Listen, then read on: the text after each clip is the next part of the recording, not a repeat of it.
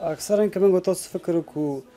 هر څه چې د اپلیکیشن په شکل راځي یعنې په دې معنی باندې چې زموږ تلیفونونو ته ډاونلوډ کوو یې او هغه زموږ ته 40 ساعته د دسترس وړ دی یعنې لاسرسی ورته لرو نو په دې معنی باندې که چېرته دا کتاب زموږ سره په PDF کې په تلیفون کې موجود وي د هغې څخه موږ په هر وخت کې استفاده کولی شو او بدون د مصرف څخه چون د فارماکولوژي قیمت چې دی لږ څه پورته دی تر 1500 شپږ سوه 700 روپۍ پورې قیمت لري او د دې اخیستل چې دي ځینو محصلینو ته ګران تمامیږي نو په دې اساس که چېرته د دې اپلیکیشن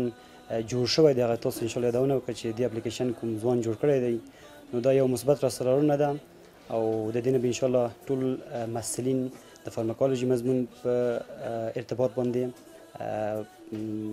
مفید معلومات ترلاسه کوي او لاسرسی به ورته اسانه وي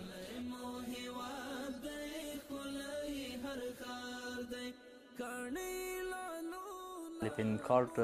اپلیکیشن چې دا د زیاتره ډاکټرانو لپاره ډیر مفید تمامیږي څوک چې په فارمسي برخه کې خپل زده کړې مخته وړي یا غواړي چې فارمسیست سي نو دا اپلیکیشن د دوی لپاره ډیر ګټور ده د خوست میخانیکي انسټیټیوټ مسؤلین وایي چې زده کوونکي یې هڅاند دي چې په ګڼو نندارتونونو کې یې لاسته راوړنې درلودلې د مسؤلینو په وینا د خوست میخانیکي انسټیټیوټ زده کړیالان د هیواد په کچه دوهم ځای خپل کړی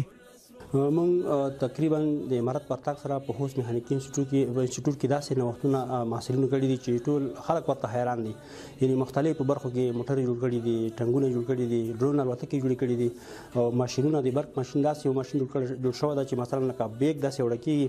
یعنې ولډینګ کوي چې هغه یو بهترین ماشین ده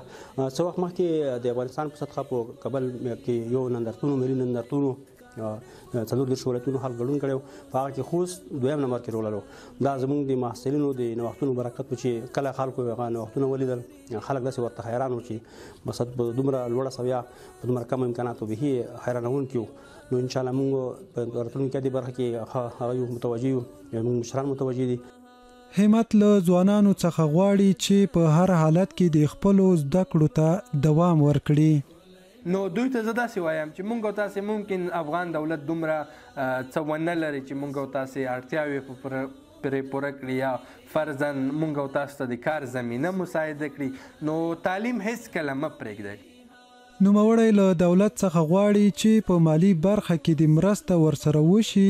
او پر دې باورمند دی چې په دې برخه کې کولی شي نور نوښتونه هم رامنځته کړي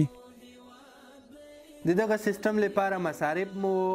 په ضرورت ده شته موادو ته ضرورت ده هغه تر اوسه پورې زه نه لرم ځکه ما تر اوسه پورې د خپل سوشل میډیا اکاونټونو څخه یا فرضاً له رسنیو څخه په دولت باندې هم غږونه کړي دي چې مثلا زه کولی شم دغسې سیستم رامنځته کړم یا نور هم فراخ سیستمونه په دولتي یا نظامي یا ملکي برخه کې رامنځته کړم خو تر اوسه پورې زما غږ هیڅ چا هم نه دی اورېدلی په دې برخه کې یعنې تر اوسه پورې ماته هیڅ چا هم ریسپانس نه دی راکړی نو مجبور مکلف یم چې دغه سیستمونه په خپل کمپیوټر کې ځان سره وساتم خب خواهش ما از هر کسی که نه تنهایی که دولت کسایی که مثلا اونا توانمندی را دارن خواهش ما این است که جوان سپورت شود تا ای که بتانه اموت کتاب های در هر بخش در هر مضمون کتاب های خیلی معتبر وجود داره که اونا ضرورت دارن به ای که به شکل مثلا اپلیکیشن در بیاین جور شون به شکل اپلیکیشن و اویلیبل شود برای دو کسای عزیز ما که در هر جایی که می باشن در هر مکانی که می باشن ازش استفاده بکنن دا چې په نړۍ کې د ټکنالوژۍ چارې خورا په ګړندۍ توګه پر مخ روانې دي ورځ تر بلې نوي نوښتونه رامنځته کیږي او د ژوند ټولې چارې په همدې نوښتونو اسانه شوي دي